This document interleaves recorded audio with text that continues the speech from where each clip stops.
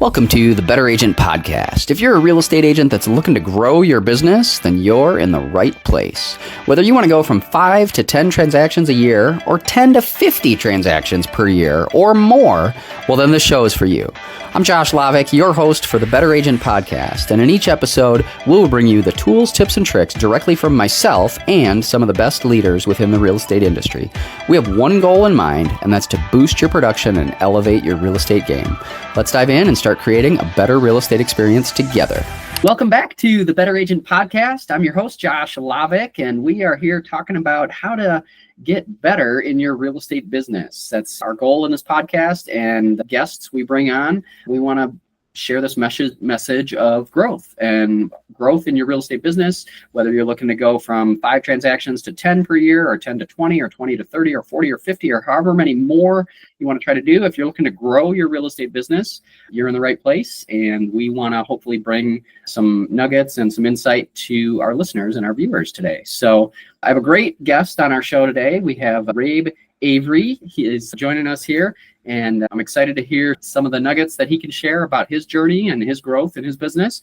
And you know, my background, I've been doing this kind of a long time, almost 20 years now. So it feels like a long time, but and it's been one of those businesses that, you know, I've continued to grow every year, just about. You know, sometimes we move a little bit forward and sometimes we go back a little bit, but you know, every year you learn something new and every year you try to grow a little bit more. So, you know, so with that, without further ado, I'll let Rabe kind of give a quick intro about himself and share more about some of his background, and then we'll dive into some questions.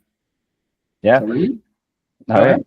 Thanks, Josh, for inviting me on the podcast. My name is Rabe Avery. I'm in Stevens Point, Wisconsin, and I'm here to hopefully, you know, share a few lessons and some knowledge that might help some newer agents that are looking at either entering the real estate field, or that right now are, you know, in the beginning stages and they're struggling, or they just want, you know, a few more tips to try.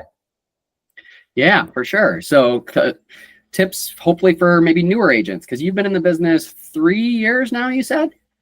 Yeah, end of May will be 3 years. Correct. End of May will be 3 years. So, you know, getting started in the business right around COVID, probably kind of a hard time to get started, honestly. And, you know, getting started with a lot of things changing in the market, right? Interest rates going up, you know, dealing with the pandemic still. And like, you know, how did that go? I mean, your first year in the business, you did, I believe it was around 9 transactions. Is that right? Yeah, around 9 transactions my first year, you know, and it started off better than I was expecting. So I joined a team. There's a few, Madison would have a few more than Stevens Point, but we have a few bigger teams in town.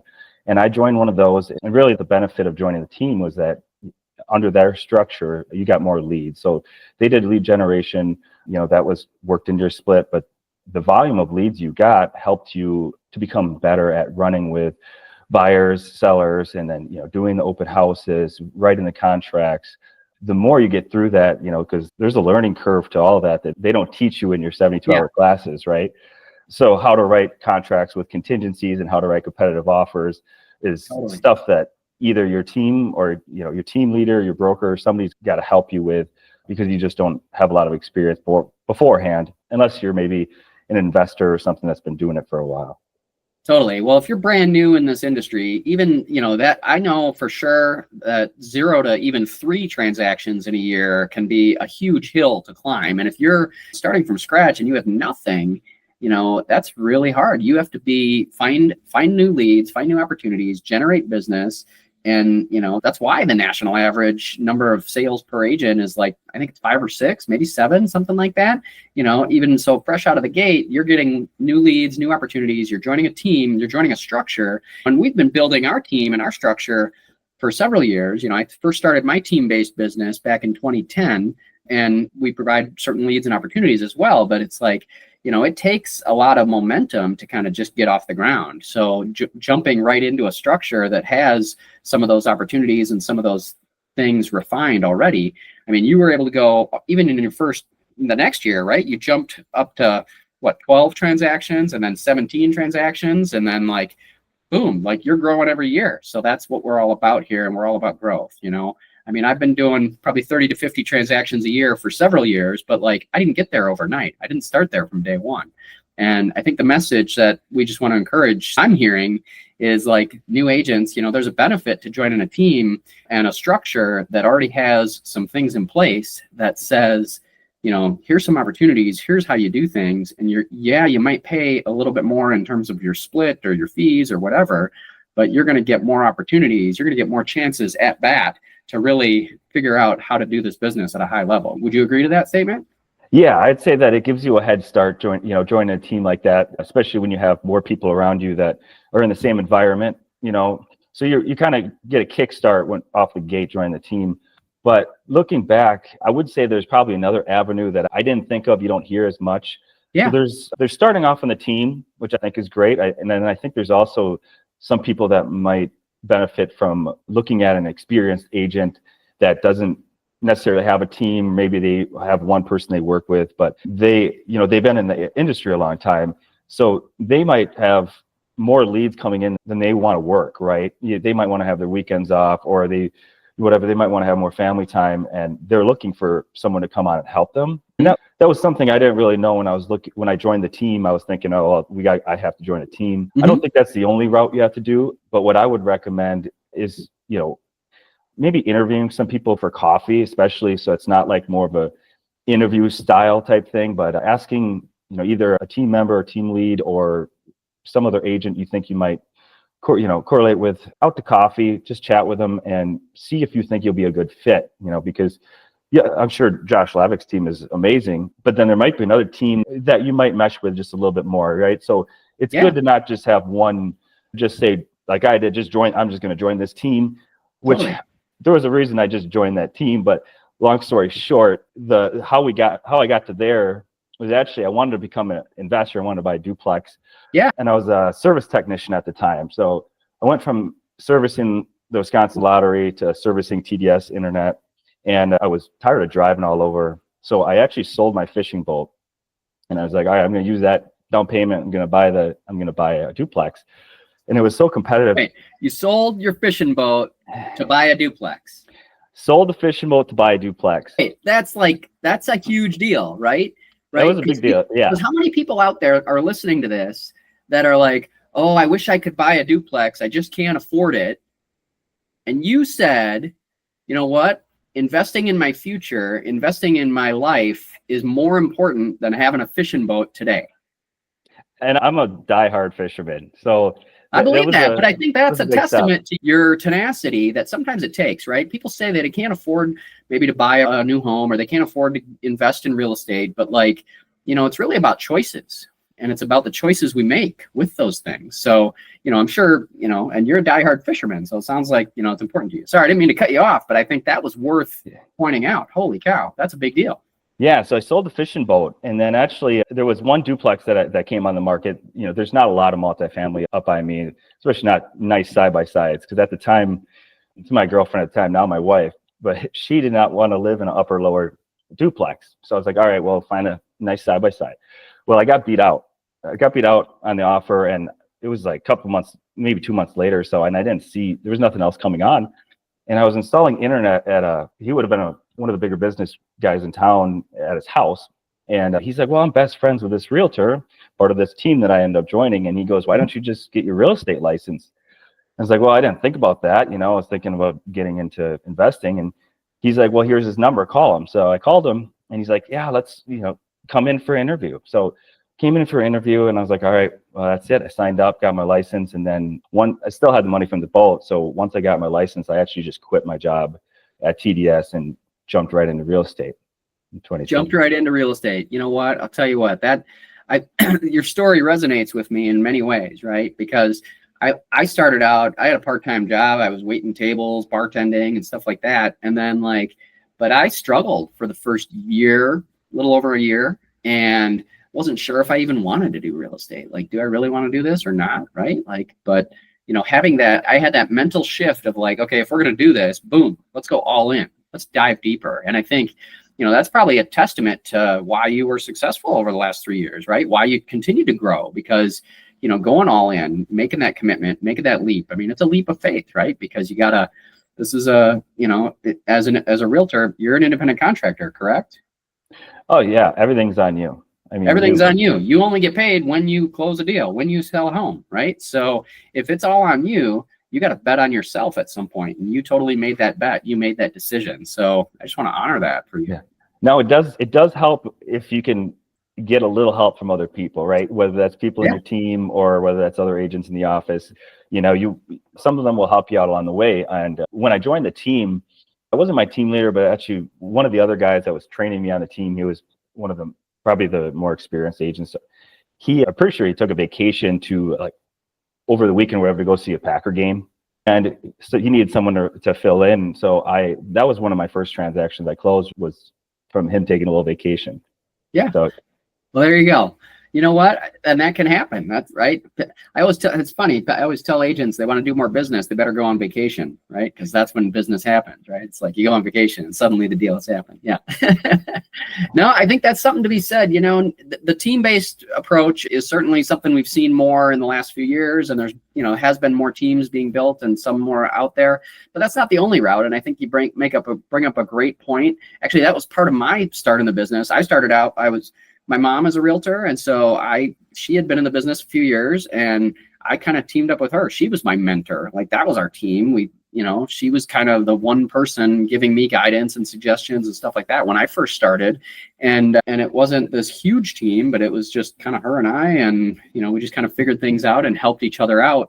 Like if one of us was going to the Packer game or going to out of town for the weekend, right? We would just kind of rely on each other in that way. So that's absolutely a good route to go. You don't have to join a huge team. You can just partner up potentially with another agent even, and finding, maybe if you're brand new, finding that more experienced mentor that has maybe more business than they can handle, maybe wants more time off, maybe wants more of, they don't need every single lead opportunity. They don't want to host open houses maybe, or whatever it might be. So, I think there's more than one way to look at that. And I think that's a great point that you bring up for sure.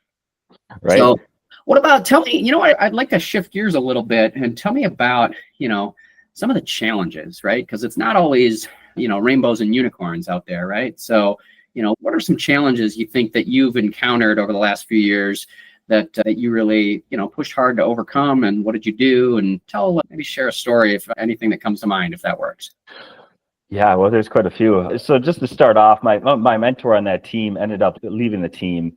And shortly after that, I decided to go on my own. And when I went on my own, the leads that they were supplying were gone.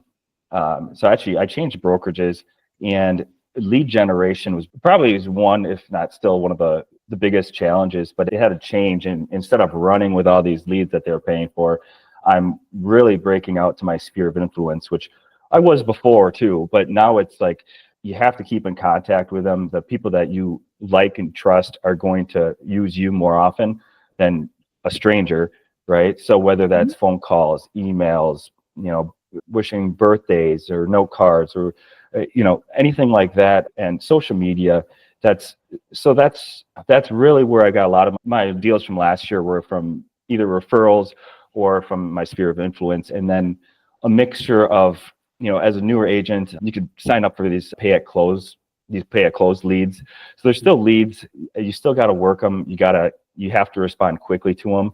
But for a newer agent that doesn't maybe have a lot of capital to pay up front, it is something that you can get some experience from. Challenges, I would say I underestimated how much you have to over communicate and over follow up. Both of those are extremely important. The people that you're working with don't always know as much as you, and you don't think about that. So you have to, make sure you're explaining everything as clearly as you can.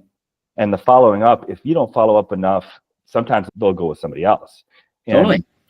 If you are following up too much, they'll tell you. Some people will be like, well, you don't have to touch base this often. Let's just touch base in a couple of weeks or next month, or month after, or whatever.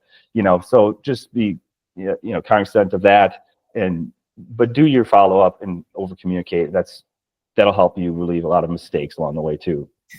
Yeah, it's interesting. I'm hearing this, and it's recognizing many things, similarities to my own business, right? I've very much, majority of our business has been from my sphere of influence and past clients as well, right? And but you do need to continue to stay in touch with those people and, right, remind them, hey, I'm still in real estate. I'm in the business, right? We can't just be hiding out, being a secret agent, like, oh, I got licensed, but I'm not going to tell anybody. Like, people will want to use you, as your agent if they know and think about you, but sometimes they don't forget unless you kind of reach out. You got to stay in touch. Yeah, and it comes down to yourself, being accountable for yourself, because if they came into some money, some taxes or whatever, and they're clicking on a house on Realtor or Zillow, they don't know that that's taken them to an agent. So you have to be in their mind, oh, we got this money, let's reach out to Josh, Yeah, for sure, right? People you got to stay kind of top of mind, right? Not everybody's ready to move either right away, right? I think that's the other thing that sometimes, that's something I've learned, right, is staying in touch with some of my sphere of influence or past clients. Like they may not be in the market today, but they probably do know somebody that might be in the market. And so sometimes just those referral opportunities or those recommendation opportunities can come your direction if you're still staying in touch with those people. And so that's a huge thing for sure. So yeah, I love how, I do think we underestimate how much, follow-up is needed, how much that communication is, really valued, right? And because I know sometimes it's easy to, well, actually, I've noticed this too. If you have an environment maybe where you're getting a bunch of leads, opportunities, if you have almost too many opportunities, you don't always follow up with them as frequently as maybe you could or should. So sometimes, we don't have a lead generation problem. Sometimes the problem is just the lead conversion and just following up enough times to stay in touch with and communicate with our people that have already come across us, right? You met somebody at an open house. They called about a property. They inquired. They clicked a website and said, hey, I'm interested in this property. That's a potential opportunity for business. And I was just going to say too, in the beginning, it's hard to know which leads to, you need to spend some more time on. So actually I made a different file folder set for my cold, warm, and hot, so people that had to buy now, people that wanted to buy, and people that, dreamed of buying pretty much. So, and then I moved them around stack to stack based on where they went. So some of them you didn't have to follow up that much as often. And some of them were like, they want to buy a house now. So you better be following up with them quite a bit. Yeah, so it sounds like, I love this. You've got a system, a database. Is this what I'm hearing? It's like a way to filter your people and segment them? No, I wish I had a database to do it for me, like a good CRM. Actually, this was just file folders on a rack of like my top leads or whatever that I was following up with. So if I knew these 5 people are the most serious, they were in my hot folder. And that each one of them, so I could see them. There'd probably be a good way to do that online somehow, but I got a marker board next to me. Sometimes I write notes of who I need to touch base with right here on this marker board. Okay. Sometimes it doesn't need to be some techno gadget whiz thing, right? It needs to be just front and center. What's top of mind? What are you staying in front of? And are you staying in touch with those people? Yeah, it helped me starting out. I mean, it still helps me knowing because otherwise, if you forget the one person you're supposed to reach out to them this weekend, that's not a very good thing. You could lose a deal from that.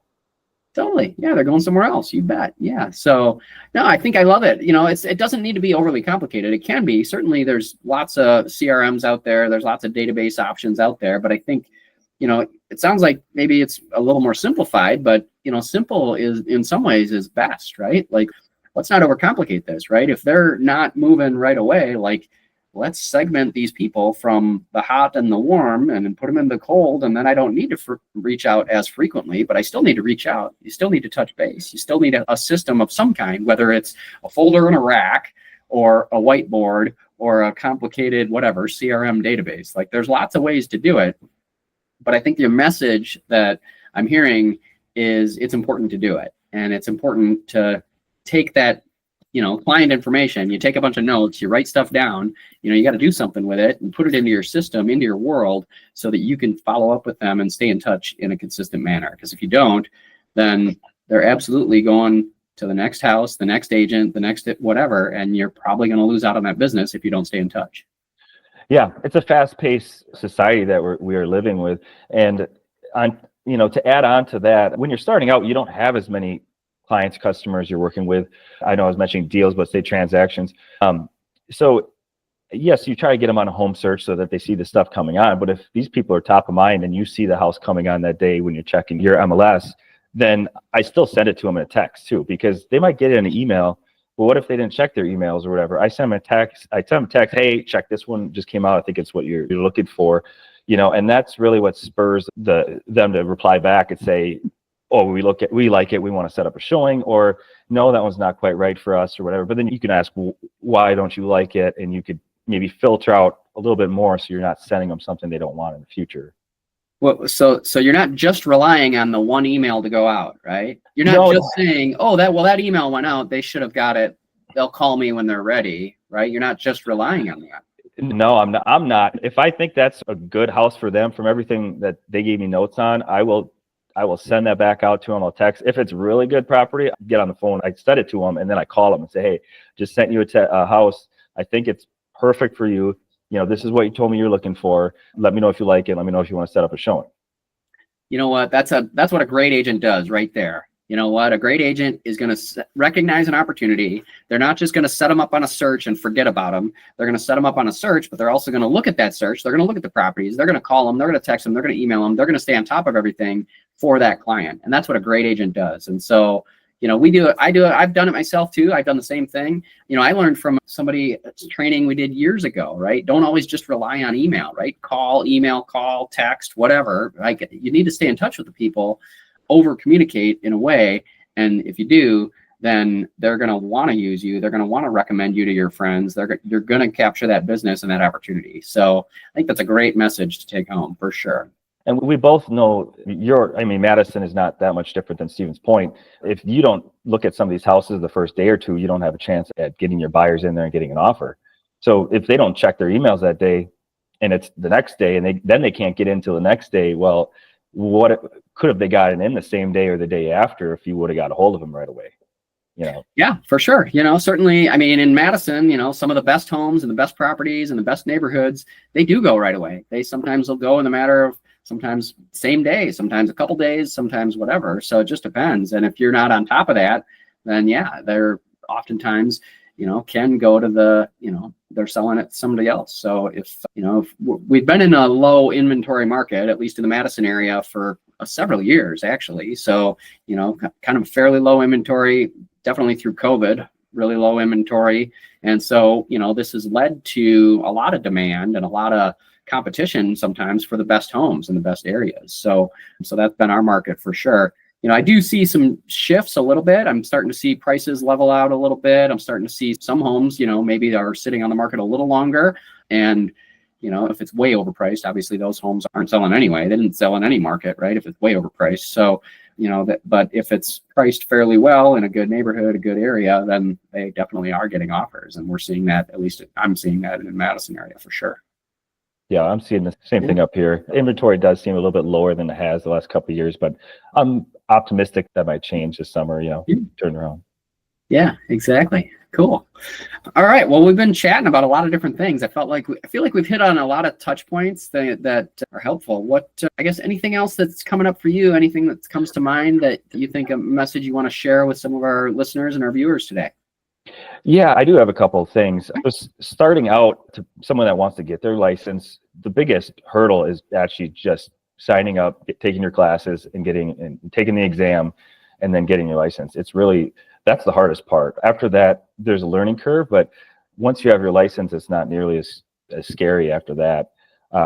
Two books that were really helpful. There's a lot of knowledge, even for experienced agents, are the Sold and the Skill books by David Green. He used to be a Bigger Pockets real estate podcaster. Okay. Since he's retired, he does investing stuff, I believe. But Sold and what was the other one? Skill. The Skill. Huh. So Sold and Skill by David Green. He's a real estate agent out in California, has his own team. But there's some great stuff in there. If you read those two, that's going to give you a big leg up versus anyone else starting out. Well, very cool. I'm a big reader. I got a lot on my bookshelf here, but I don't have those two books. So I'll have to definitely check those out. I appreciate you sharing that. Yeah, I think reading books, learning from others, mentors, others that are more experienced in the business, I think those are all absolutely great things to do as well. I know, when I was brand new, that was one of the things that when I made that mental shift and commitment to go all in, like we talked about earlier, I read a ton of books. I read a ton I bought all kinds of them, and I read a bunch of them, and I went to a bunch of seminars, and I went to classes, and I, reached out to other people that were more experienced all the time. And I think that's what it takes too, is just this, if you want to be successful in this business, you need to go all in, and you need to do whatever it takes to become successful and to learn how to be a great agent. And then if you do that, you're going to absolutely succeed, because this business, it rewards effort. It rewards those who are willing to kind of go that extra mile, right? Make that extra call, make that extra email, text, and whatever to organize your database, build your business, and stay in touch with your sphere of influence, people that you meet and come across, people at open houses. There's lots of different ways to build your business. And the one thing that I've noticed from every successful agent, team leader, everything, is it takes commitment. And if you're willing to commit full on, you will absolutely grow your business. So nice. Very cool.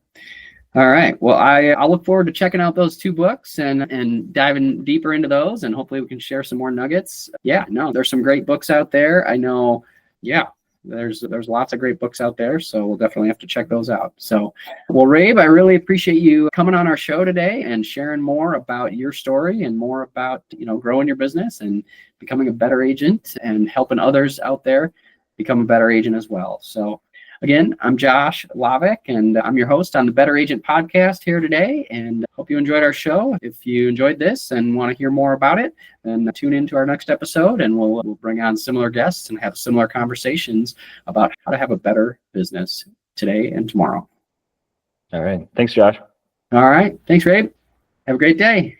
Thanks for tuning in to the Better Agent Podcast. I hope you found today's insights valuable. Don't forget to subscribe and leave a review if you enjoyed the show. Stay tuned for more tips, Q&A sessions, and sneak peeks into our 21-day challenge. To get full access of our show notes and more details on the 21-day challenge, go to abetterrealestateexperience.com. Keep striving for greatness, and I'll see you on the next episode.